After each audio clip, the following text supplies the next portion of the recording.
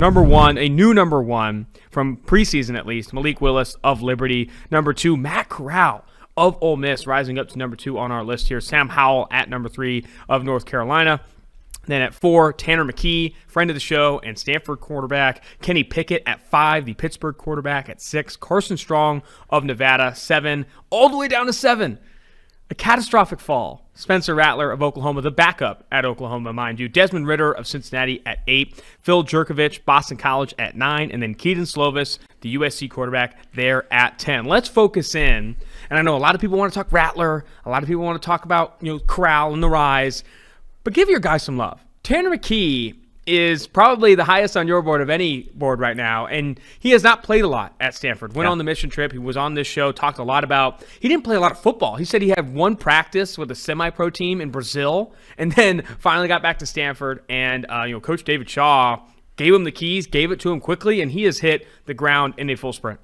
Yeah, I would be surprised, I will say, if he does declare because of all those things you said. He hasn't played a lot of football. Not playing a lot of football, and because he is that talented. Like, when you're that good and you're not, I guess that Stanford offense is not one that's necessarily conducive to putting up gaudy stats, shall we say. But he's still been very efficient with the football in that offense. Almost 65 completion percentage, 14 touchdowns to only 3 picks, 14 big-time throws to only 7 turnover-worthy plays. Like, he has been playing good football. It's just that Stanford offense line's not been great. He's been pressured a lot. He's been sacked 17 times this year. Like, I still think there are things that he can improve upon and can play his way into that top 5, top 10 pick conversation, but he's already risen his stock massively throughout this season. To me, his accuracy is some of the best in this entire draft class. You look at just the ball placement, he's just throwing to not the windows that a Spencer Rattler sees down the football field, that these spread offenses see. That is decidedly not what Stanford does. So I'm excited to see where his game goes in the future, all the way up to number 4, because I believe in him that much from what I've seen so far. But I think just the shakeup in this quarterback class is indicative of how not good this quarterback class is. I mean, you look at the preseason draft board, which I always say preseason draft boards, those preseason rankings, that is entertainment. It is the final board that matters. That is the board that, shit matters. We're still media. It's still not like actually Nothing using matters. that board. Yeah, from the outside just looking in. But that's the board that actually we are taking into account the breadth of what a guy's done in their college careers. The preseason board is kind of still a lot of projection of who they could be a year out from the draft.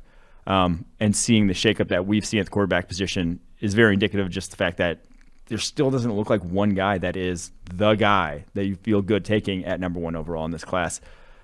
And even this past week, I did these ranks before that, you see Malik Willis go out and bomb. And we're going to talk about that a little bit later. It's going to be, I'll say, a very eventful, fun offseason or pre-draft process because of how much this quarterback class is in flux. I mean, there is not an obvious number 1. There's not an obvious number 2. And the problem is there's a lot of teams that need quarterbacks. There's a lot of teams that need quarterbacks, a lot of teams that will be drafting highly that will be looking to invest in the next guy, but maybe there is one. Yeah, so last year's sort of pre-draft was all about the quarterback position because which one do we take? There's so many. Who's the right one for us?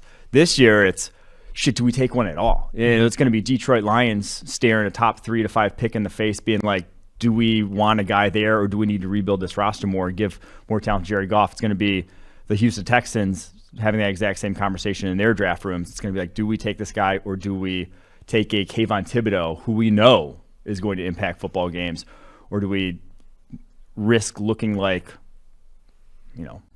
clowns for drafting a quarterback who just isn't ready to play? And I think where my head's at is when you do make a top 10, top 15, top 20 pick investment in the quarterback position, you're essentially committing at least 1 or 2 years to him, trying to get him in a position. If you don't start him initially, you're going to commit 1, 2, 3 years to putting together a good quarterback. And then it's not every year that you have the Josh Rosen situation or the Jimmy Clausen. But Jimmy Clausen was a second-round pick. You can move on from him. Rosen's an outlier in that the Arizona Cardinals got the number 1 overall pick the following year and made a decision at the quarterback position.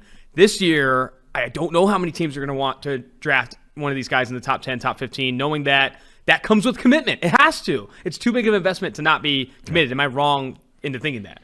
Well, I think you don't have to commit. Like, it doesn't have to be. It just has been that way.